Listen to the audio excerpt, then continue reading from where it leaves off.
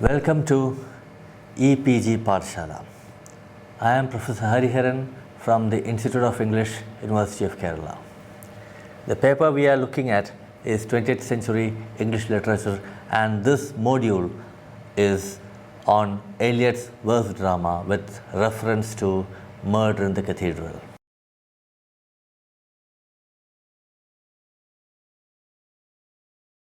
So let's begin by very briefly looking at Eliot's life.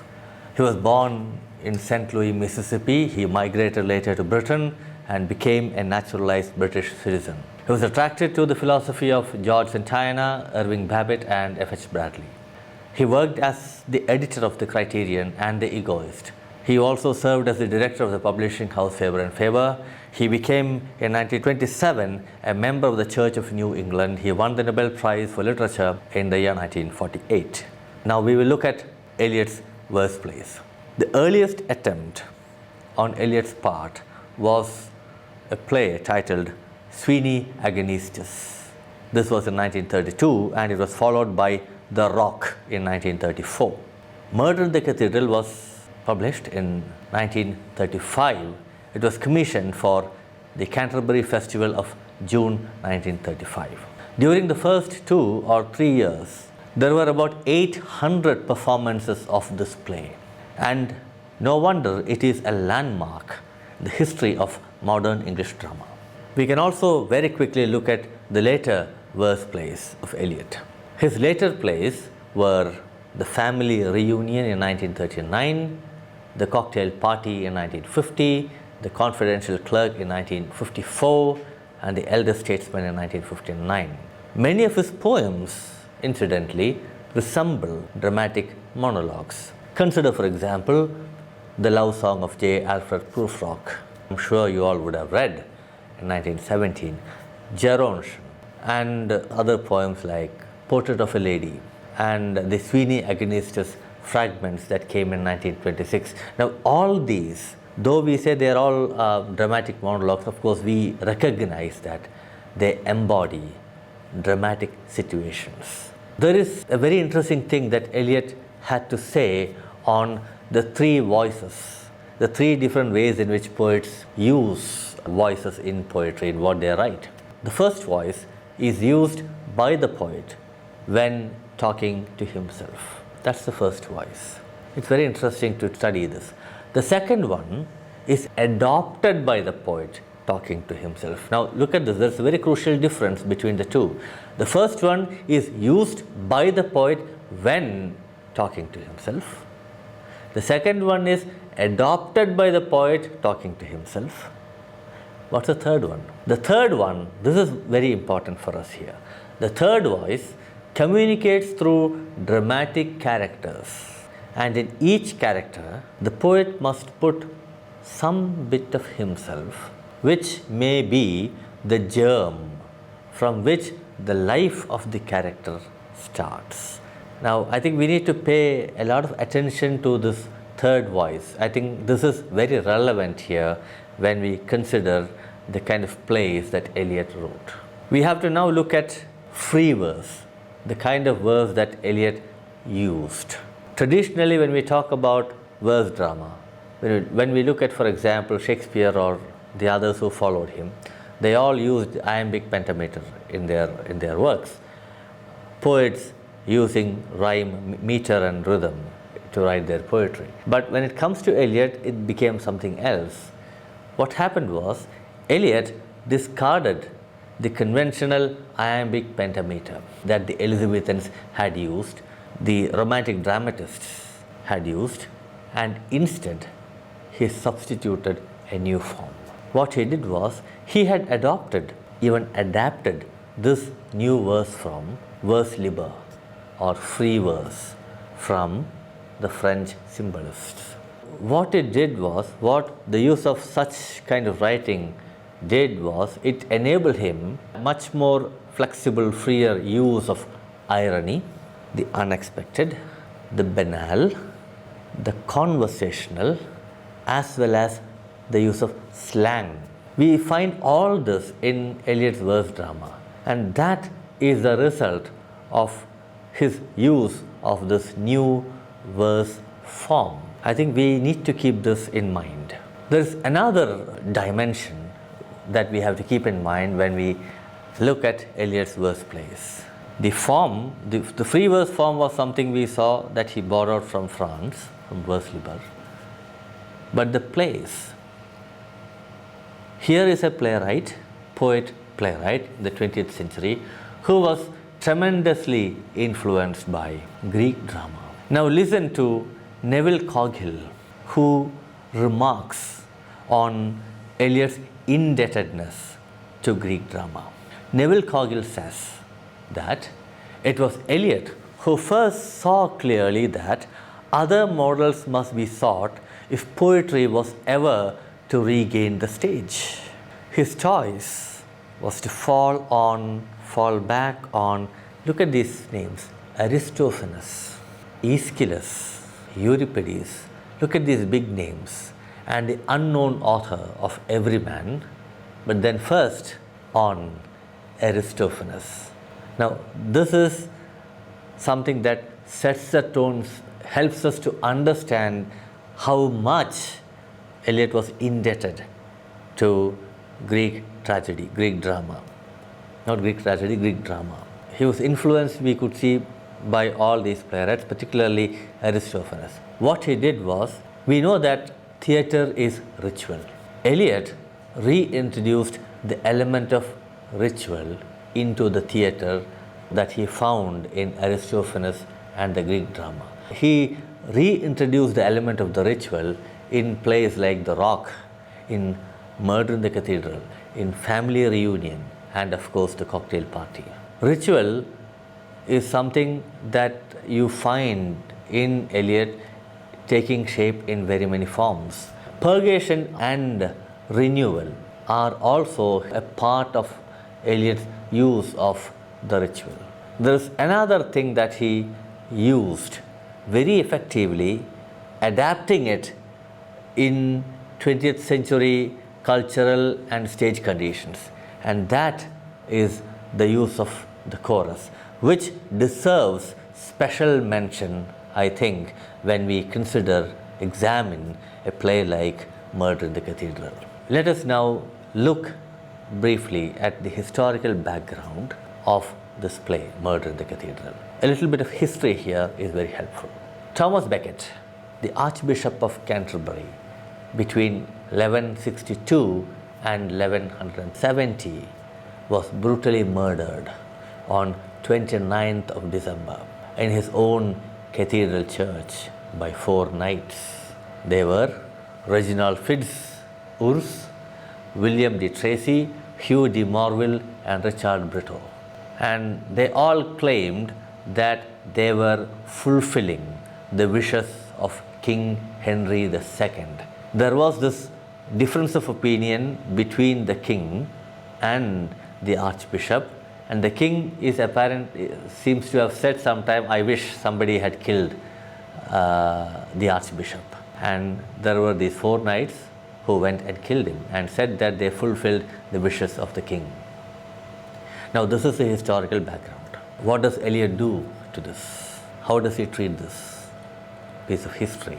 Now Beckett's story, based on the documentary evidence of 11 eyewitness accounts that were written down immediately after this gory event by the monks of Canterbury, who are the supporters of Becket.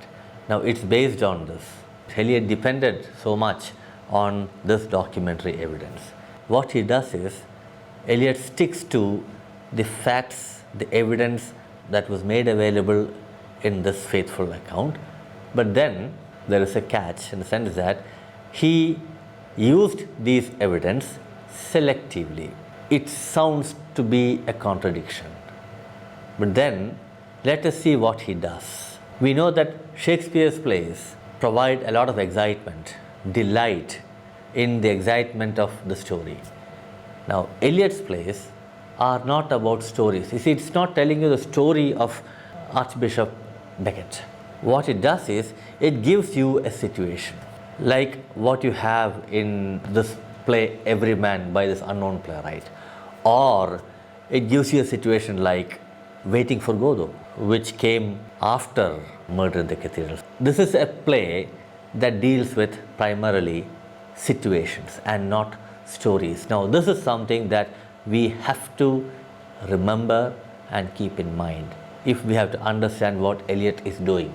In other words, he is not retelling here the story of how Becket was brutally assassinated in his church. This is something that's available. The materials are available. We have to see how this becomes a play. It becomes a play of situations. So let's look at that. What does Eliot do? We said that he is selective. He does not mention the constitutions of Clarendon or the disputed coronation ceremonies. I said that there was a dispute between the king and the archbishop. Now, Eliot doesn't say anything about that. This was the cause of the dispute, and Eliot is quiet about it. Rather, the focus is on the conflict between the material world and the spiritual world. Now, this is the situation that we get. So, what happens here?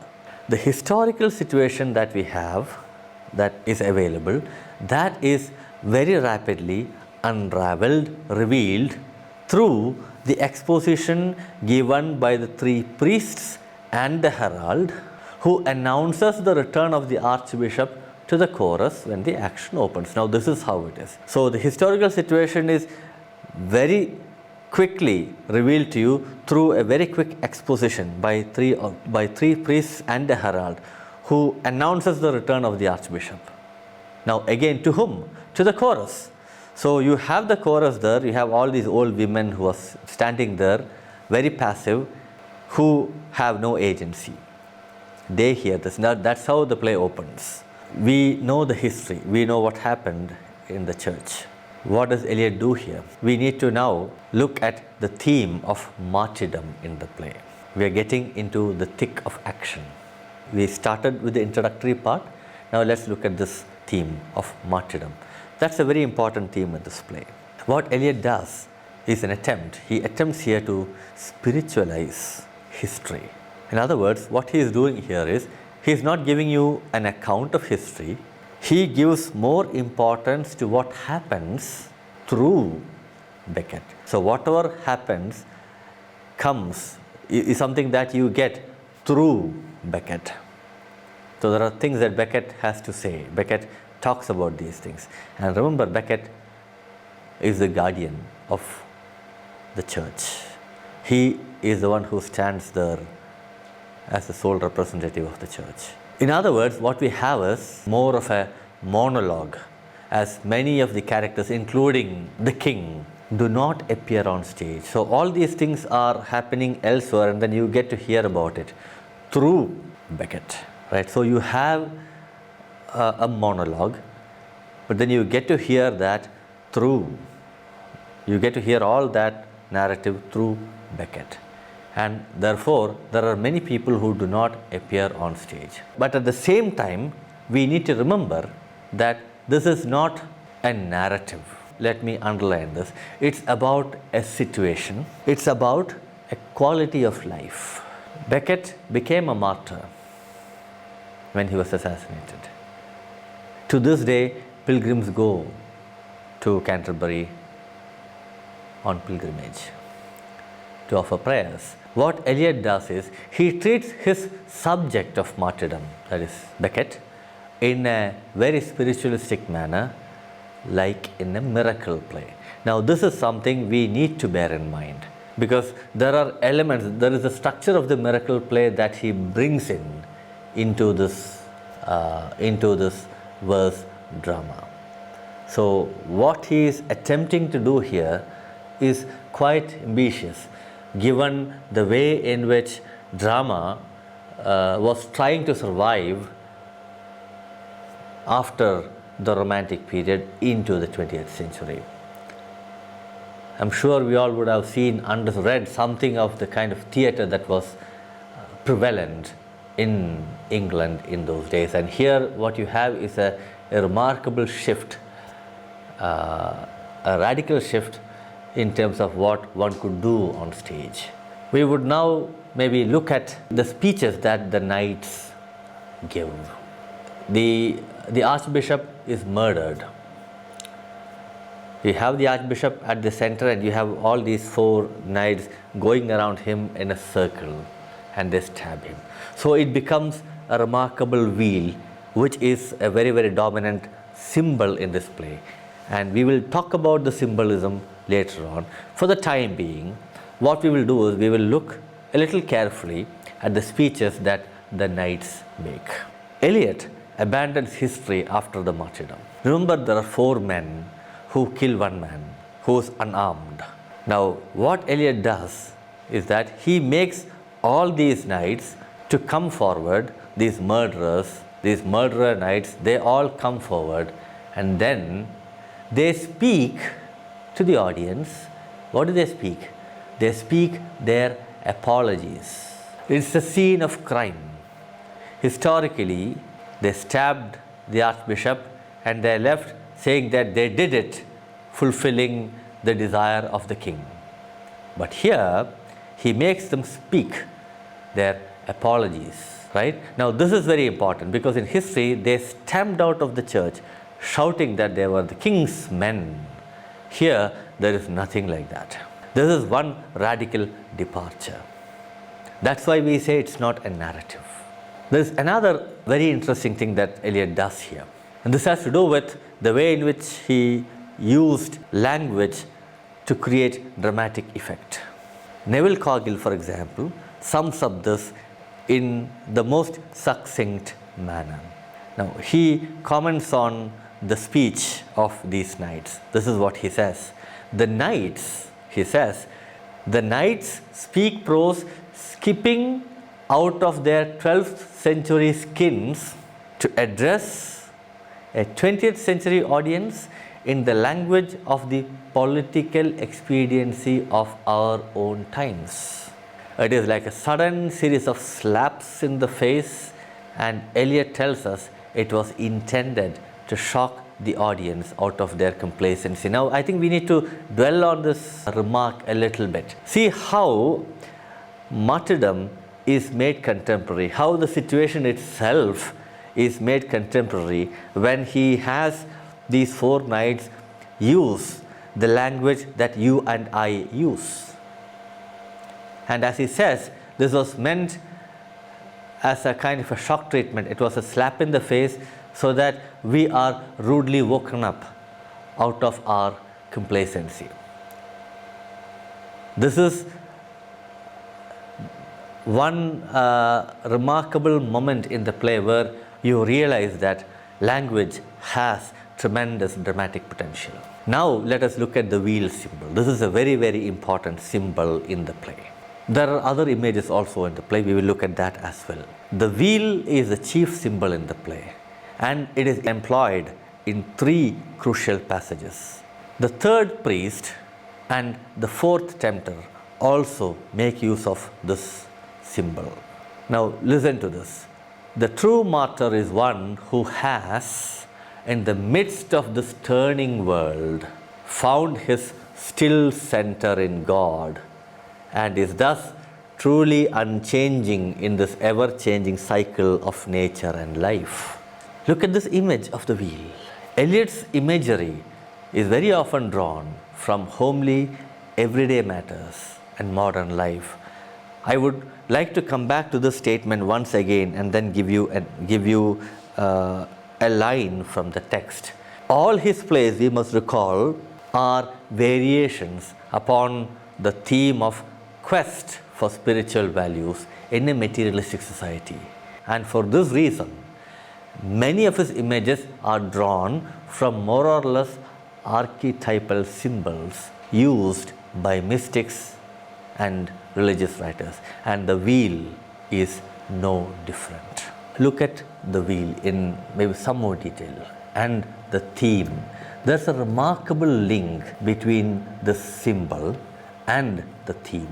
The wheel symbol is central to Eliot's concept of martyrdom. Now, this is something we must understand and we must keep in mind. I am not going to read any passages. I would urge you to look at this 9 or 10 lines in Act 1, lines 208 to 217. I would urge you at this point to go to the text and look at Act 1 and read this passage to understand what the wheel symbol is all about and how it links up, relates to the thematic, let's say, intensity of martyrdom. This is one thing that we have to keep in mind. There is a very dominant idea that you have here, Beckett's idea, that God is the still center of the wheel, and one must neither act nor suffer for one's own advantage, but rather surrender his will to the will of God. Now, this is the central axiom, as it were, and it is here that the idea of the wheel and martyrdom come together. It's a very interesting idea that the play tries to elaborate. This same idea, I would say, is repeated in the interlude of the play. The interlude of the play is very, very important. Look at lines 61 to 70 of the interlude and you will see this. So here again I would urge you to go and look at the text. There are other images that we have been talking about. These images. Christian imagery is something that we know Eliot has used here, biblical imagery. We talked about images that are drawn from everyday life. Think about a line like this: our brains unskinned like the layers of an onion. Look at this. See how homely, how this is something to which you and I, all of us, can relate. Our brains unskinned like the layers of an onion. Look at this image. In other words, the images that Eliot uses are functional, they are not decorative. The four tempters and the imagery that they use are quite in keeping with their character. Now, this is something you will understand as you read the play. Now, let us look at a very important part in this text. It is the chorus. We had mentioned the chorus, but we need to pay a lot more attention to the function of the chorus and the way in which Eliot has used the chorus. Who are the chorus here? They are the ignorant women of Canterbury. What emerges as the play opens is their ignorance and passivity. Their knowledge is instinctive. It's not rational. These are things that we need to bear in mind when we see how Eliot has structured the chorus. He had used the chorus, but then we have to understand how he has structured it. We talk about evolution of characters when we read plays, when we read poetry, when we read novels. The chorus here grows in moral stature. This is something very, very important. There is something very, very unique about this play when we talk about the chorus in terms of the theme as well. Generally, we think that the chorus gives commentary, right? But there is much more here. The chorus, they are forced to bear witness. Now, the idea of witness is so central in Christianity. When we say that the chorus is forced to bear witness, we recognize how much a structural device is used here to scaffold, to support, to enhance the thematic that Eliot is trying to develop in this play. And therefore, we need to keep in mind the idea of witness here. This is a very, very important theme, as it were, when we look at the play. So I would urge you to keep this in mind. Coghill says that the chorus develops from a cowardly cringe at the initial stage to the genuine humility of the last chorus in part 2. This is an appropriate summing up of how the chorus develops and the way in which Eliot has shown how it is possible to use the chorus on the 20th century stage. You would look at one more aspect of this play before we conclude, and that in a way would tie up the argument, some of the arguments that we were trying to share, some of the things that we were trying to indicate in this text. And this has to do with the interlude. The interlude in this play is a unique aspect. Now, what the interlude does is to link the two parts of the play. The interlude functions as a bridge between the psychic and the physical dramas. The interlude is a full-scale exploration of Eliot's idea of Christian martyrdom. The interlude again is also a structural device. It's a structuring device even, because the interlude is the still point of the turning world of the play. This is something that we must not forget, that the interlude is the still point of the turning world of the play. Again, you have the wheel. The interlude then fulfills the function of a miracle play. Now, this is exactly what Eliot had in mind when he started working on this play. Here is a playwright who was very much influenced by the mystery and miracle plays and the interludes. We need to go back to look at the history of English theatre to understand some of these terms. And therefore, to conclude, what we can say is that here is a playwright who, by writing this play, was trying to go back and make English theatre tradition his own, or he became, in that sense, a part of the English theatre tradition. So this is where the importance of a play like Burton the Cathedral resides.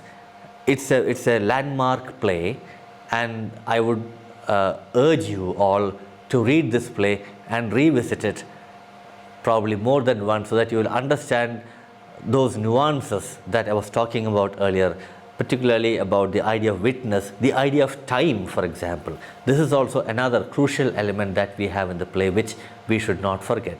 I hope you have a good time reading Murder in the Cathedral. Thank you for listening.